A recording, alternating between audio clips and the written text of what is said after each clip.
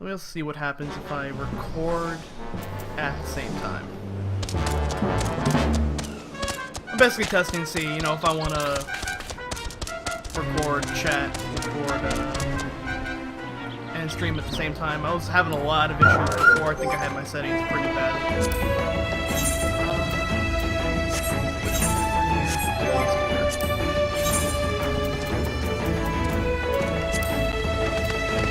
God, I hate this one.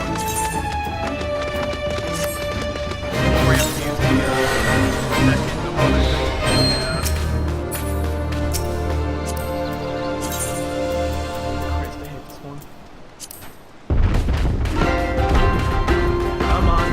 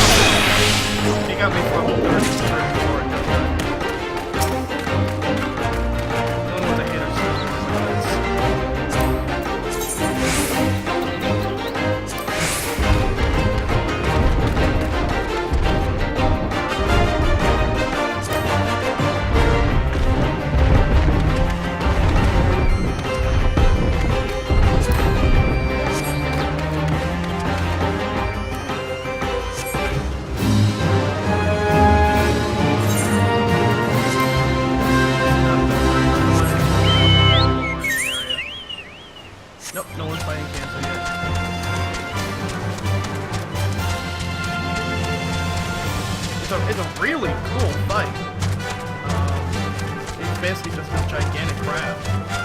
Like, there's so many, like,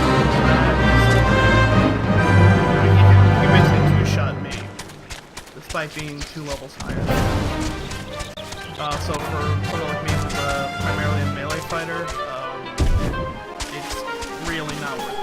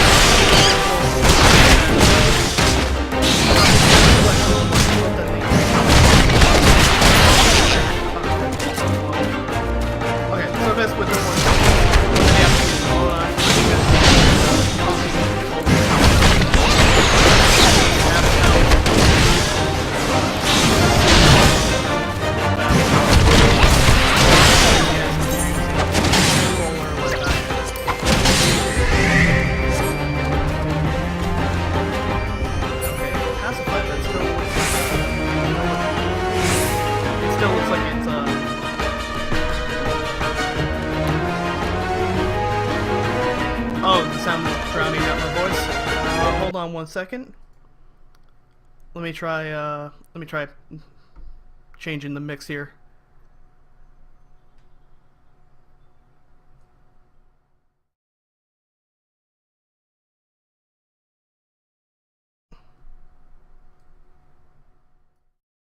Alright, how's that? I'll try moving the microphone a little closer.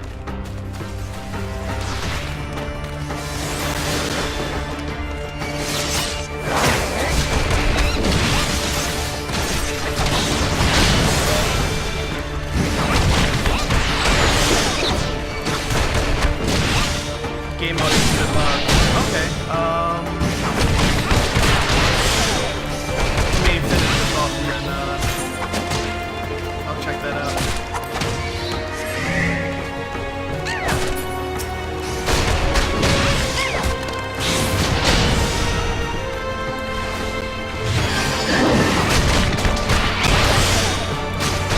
Oh, it's good to know the game audio is coming in fine at least. I'm pretty much using voice meters to kind of handle all the audio. So sometimes it's a little hard to tell how the game audio is coming in compared to my mic.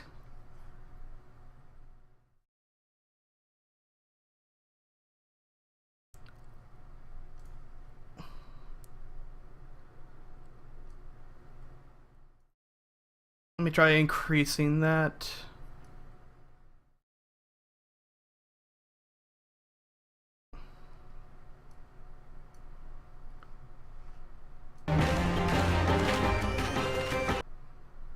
Oh, let me just move that there for just 1 second. Alright. Okay, yeah, I can see what the problem is. Hold on.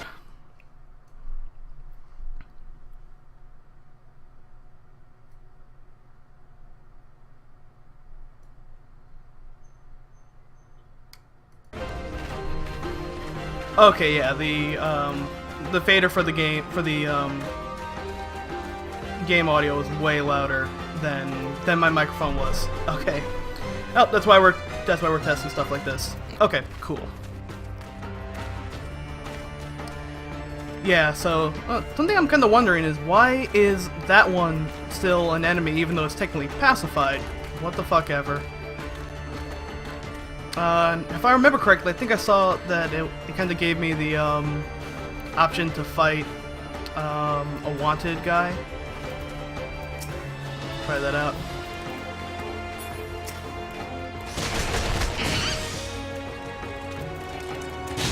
Alright, so yeah, like I was saying before, this fight is, this one's a pain in the ass, just because you have to fight the Colbury. You can't kill it, you have to take it down to half health and then use the Soothe Mode, which is a lot bigger of a pain in the ass if you're using a controller like I am. So, you don't want to fight the Colbury first, if possible. You want to fight its cohort, because the second you pacify the Colbury, its cohort's gonna attack you. There's really no way around that. And it's always real hard to fight two at the same time, so... Okay, got him pacified as well. And, okay, potion. Sometimes there's occasionally a good item in there, but it's pretty rare. So, I also know that I'm gonna take a quick look around.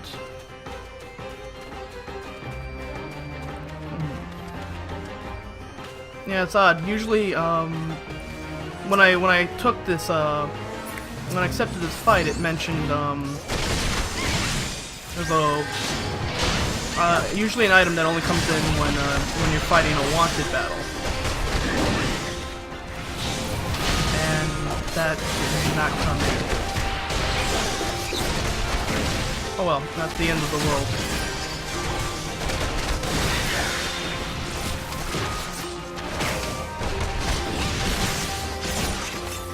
Usually I don't like half the pot there, but I think a couple of the enemies from the fate came in and got me.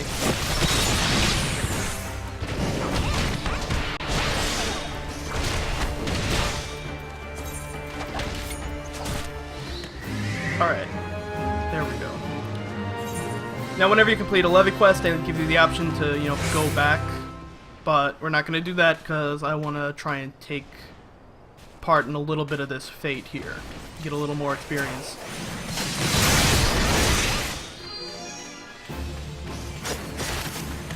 So with these, with this fate here, I've done this one before, is kill as many Lilith as you can. Which is a little good for me because I got another melee fighter here, which means I'm not going to have to tank this thing as a fucking monster.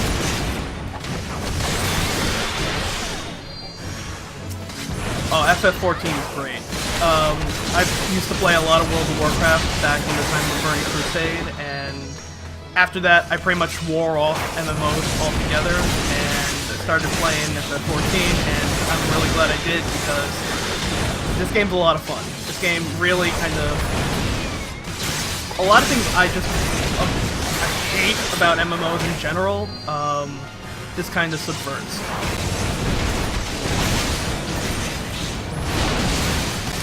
Especially, like, I like playing melee classes, I like tanking. I was a paladin in WoW.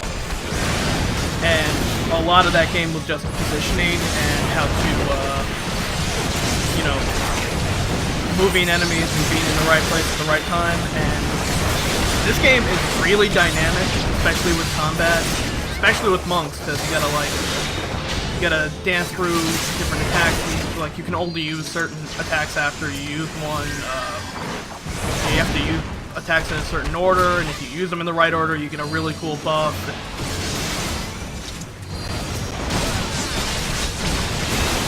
I don't know, the game just does a lot to make it kind of feel good when you play it.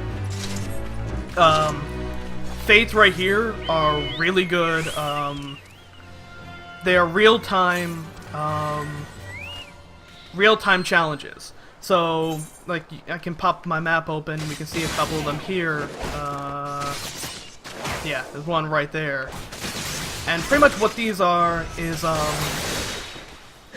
like, it'll be kill a set amount of enemies or one gigantic enemy, and anyone who's in the area and participates gets equal experience.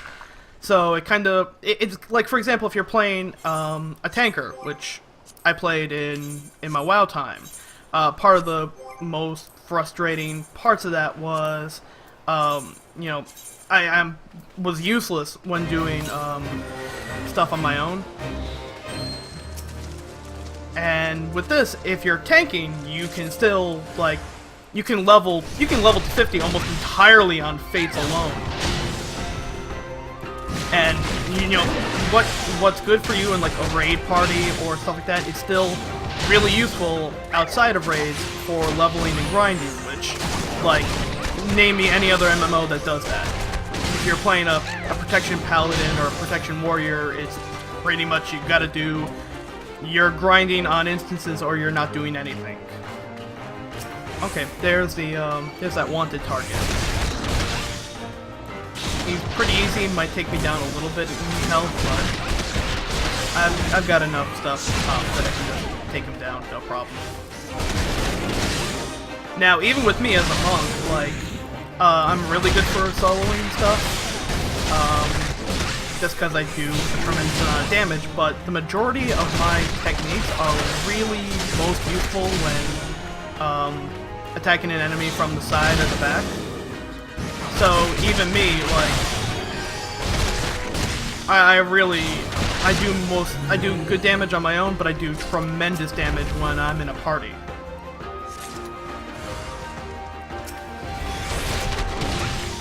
So there are a couple like fates around here where it's just take down one gigantic enemy, and then I can really shine. But it's good, because in that case, in addition to, like, you know, helping you level really fast and what have you, you also kind of learn a little bit of what your class's strengths are for endgame content really early on. And again, there are very few MMOs that do that.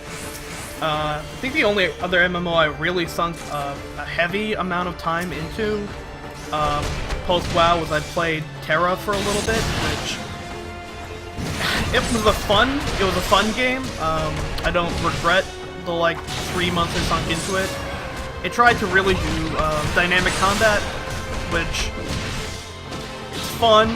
My favorite thing, the only thing I really loved about that game was if you play a big class character, like a big race character, then you're you know, you blocked an area accordingly. So I just played the biggest, the physically biggest character in the game, and just went to, like, I would just stand in a doorway and just put my shield down, and, like, in certain areas, enemies just can't physically get through you to touch, like, your party members, so you can just kind of tear the fuck into them. That was, like, my favorite part about that game. But yeah, you're right, the community was fucking terrible. Mostly a lot of guys playing the, you know, lolly cat girl bullshit. No fucking things. With the exception of FF14, I usually play whatever the physically biggest character is, but I could not pass up the opportunity to play as a little Lalafell. These guys fucking rule. Especially as a pugilist, where I can just punch the shit out of people. I think I got one more. Yep. So let's see what, I just got, Black Mage bindings for my Chocobo. Looks fucking badass. Let me also get a minion out here. Minions they just follow you around. They're cool little guys.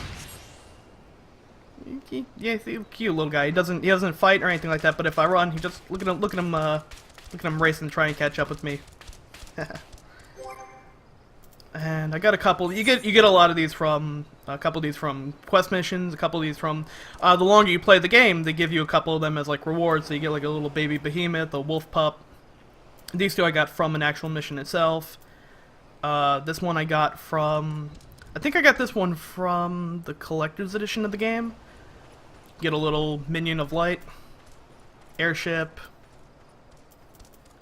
and if you can't choose, there's a roulette one that basically just summons one at random for you when you want it. I'm gonna keep the little black chocobo chick because it's cute when it runs. And likewise, when you get mounts, which you actually get mounts pretty damn early in this game, you can get a chocobo with white mage binding, black mage binding to make it, you know, look like that. You get my favorite mount in the entire game. And I got this one from getting the collector's edition of the game. Oh, and another fate happened. So, enough of that shit. Oh, I know this one. This is kind of like a giant escort mission. We have to basically protect the cute courtesan here. It's relatively quick, and it gives a ton of experience. So, fuck it. We got enough people here where this will be a cakewalk.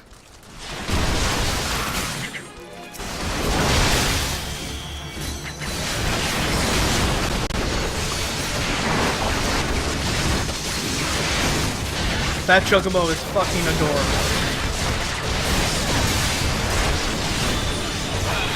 And I love that he's technically too powerful to be controlled as a mount, but the only reason you can control him is because you have the, a little Geshel Green dangling in front of him. Oh, no one's actually protecting the escort. The person we're supposed to be escorting. Whoops.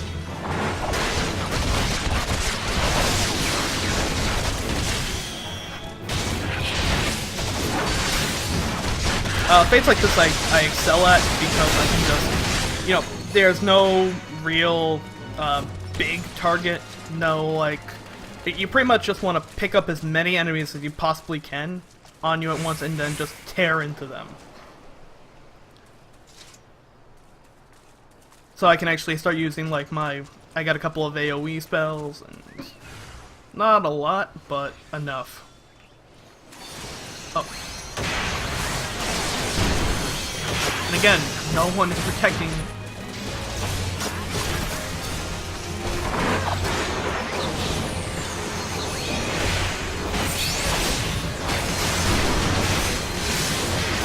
As you can also see, the enemies in this game make it really simple to figure out when they're going to do like their own kind of crazy AoE spell, or basically where you're standing in danger zones, which was always kind of my biggest complaint in WoW. But if you didn't have a good computer, which the time I played WoW, I had a really bad computer.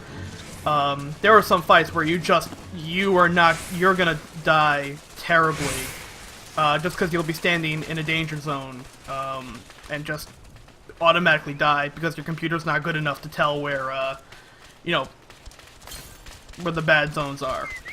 Like, Lurker and, the Lurker fight. Exactly that.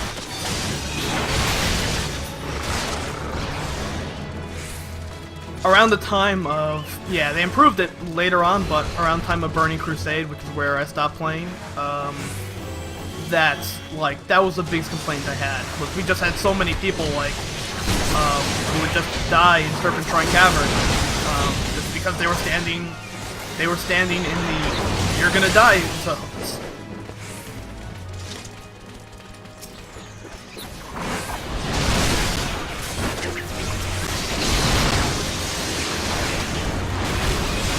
I don't know. I still thought we never got to actually finish the fight, but we did manage to fight, go for Lady Vash and Kael'thas, which those fights, even though we completely got decimated by them, getting to them was a lot of fun.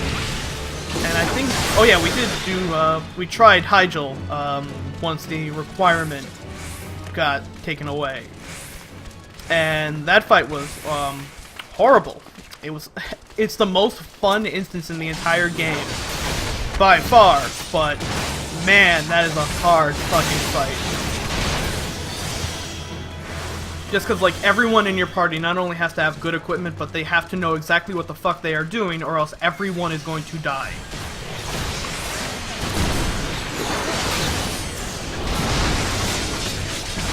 See, I quit before a race, so almost all that is, completely new to me. I played almost entirely I think I started playing when Burning Crusade came out, and I stopped playing right when Burning Crusade ended. I just remember, like, I took one weekend off, and then they announced that they were changing, like I said before, I was a Protection Paladin, and for a Blood Elf Paladin, which I wanted to be something else, but hey, if you wanted to be a Paladin in Horde, you had to be a Blood Elf at that time. So for us Blood Elf Paladins, we didn't really have as much, like, we didn't have as much natural armor and strength as, say, you know, your Taurens and whoever, you know, Taurens or even humans. So Paladins, like, we couldn't really tank like warriors tanked or even druids tanked, which was just get as much as armor as possible and taunt and shit like that. We had to instead just kind of use plate to be our main line of defense, with just the fact that we could wear plate armor and have a shield. But where Paladins really came in was we had that Righteous Fury, which upped our threat by tremendous, and we just had stuff like Consecration, which you threw that thing down and we could hold aggro better than any other tanking class in the game. So pretty much if you were a Paladin tanker, you didn't want armor as much as you actually wanted spell damage, because that meant your consecrations came in hard, you know, hit harder and grabbed more attention. And then they changed literally all of that in one weekend.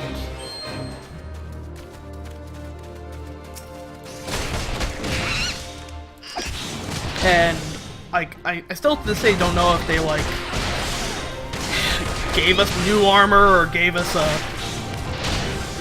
I don't even know what they did to change our equipment, but like my weapon was a shaman mace that increased spell damage. Like that was the best thing a tanking paladin could have. Oh, and I got some I got something.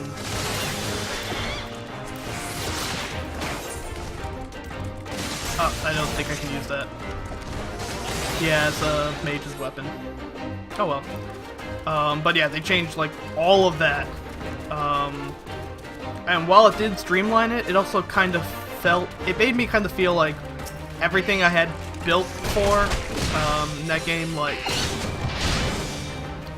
all of a sudden all my trinkets weren't good because they gave me spell damage instead of armor or speed. So I don't know. It seemed like a good enough excuse to quit the game as any. And I mean, they streamlined it now, which I guess it can be kind of a good and a bad thing. Like, how can I word this right? I feel like they made the game a little too easy. At least that's what I heard from friends who continue to play it. Like I feel FF14 streamlines the game in a really good way, but still, at its core, really challenging and like gear in this game can really only take you so far. You really have to know how to play your class. And I kind of feel like in WoW, gear used to be a lot of everything. It was like gear and knowing the raid. And now I feel it's gear and gear. Like that's really it.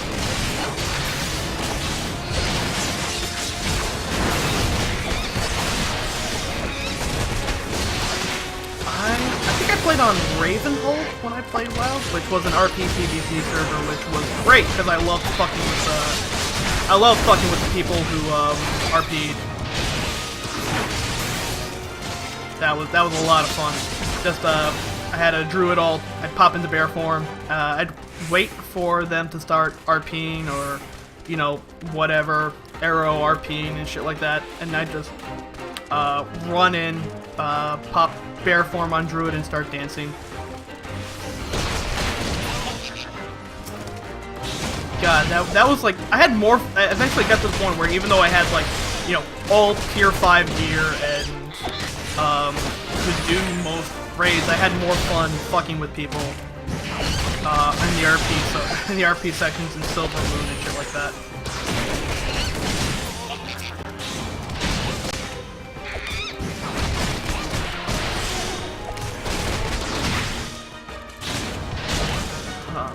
Okay, yeah, it was good times, but I'm kind of glad I stopped playing when I did. But this game's a lot of fun. I'm having a good time playing this game. When I think like I've been playing this game for about 9 months now, and after 9 months in WoW, I was so done with that game. Alright, so now that we've taken care of all those Levequests, we can turn them in and just get a ton of shit. So like you can see right now, and level-wise I'm about here. Let's see how far into 35 I can take it. So yeah, in addition to Levequests, when you complete them, if you do them fast, or in this case, like I took down that bounty guy, you get extra money and experience and seals, which you can use to get like better equipment. You kind of need them to get your chocobo initially, and you can get a lot of cool stuff out, you know, in addition to that. But like it can just turn, you can see here, it's got the normal experience from the Levequest, and then a completion bonus, which you can, when you're level 30, you can make whatever level quest it is +4. Up to +4, rather. So you can kind of, if you think you can do it really quickly, you can make it a little harder to get extra experience, which in this case I got an extra 50% experience by making it hard and doing it fast. So I can just kind of turn in everything at once, and these, you can do them as many times as you want. They're repeatable.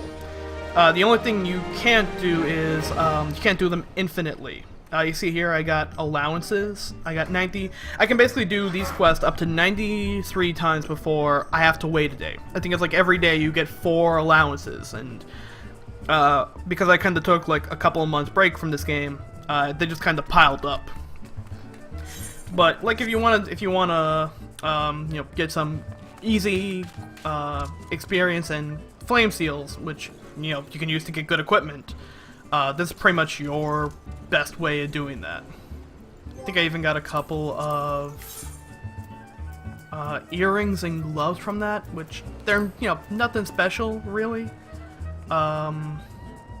Yeah, the ones I got are better, but you can disenchant stuff for crafting materials and stuff like that, which is always good.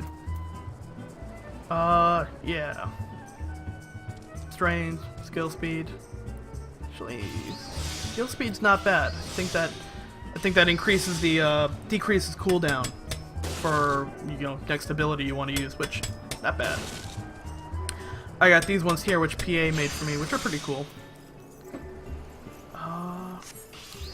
But yeah, so gonna call it here. Just want to again test out, you know, new settings in OBS and see how this thing ran and sounded and shit like that. So thanks a lot for coming in, and I will catch you guys later. Bye bye.